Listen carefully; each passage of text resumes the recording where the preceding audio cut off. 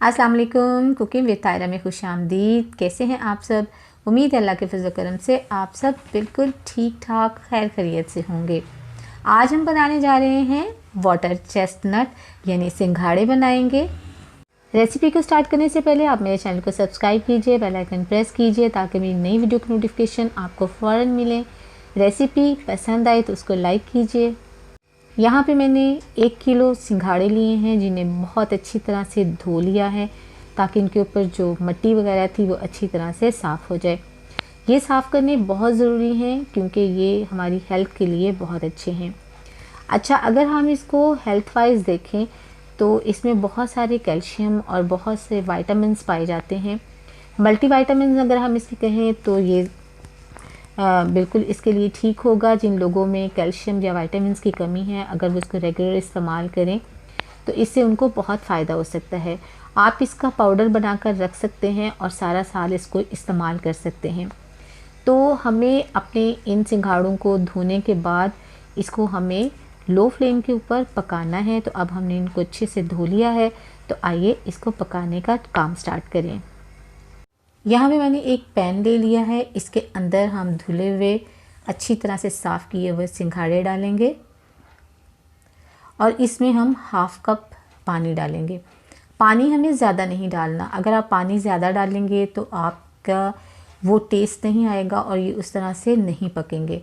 तो सिर्फ half cup पानी डालेंगे, इसको कवर करेंगे और लो फ्लेम के ऊपर हम इसको पकाएंगे।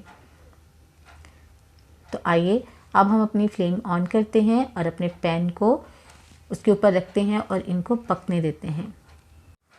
यहाँ पे मैंने लो फ्लेम ऑन की है और पैन को ऊपर चढ़ा दिया है। अब हम इसको 5 मिनट्स के लिए लो फ्लेम पे पकाएंगे क्योंकि ये स्टीम से ज़्यादा पकेंगे, पानी बहुत कम है। तो मिलते हैं 5 मिनट बाद।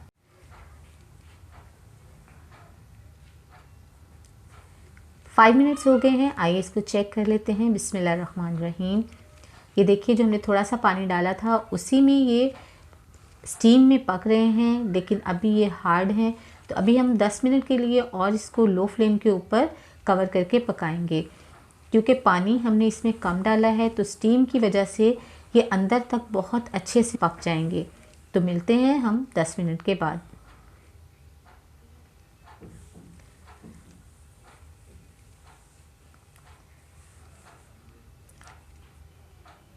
दस मिनट हो गए हैं, आइए चेक करें इसको दोबारा से। बिस्मिल्लाहिर्रहमानिर्रहीम।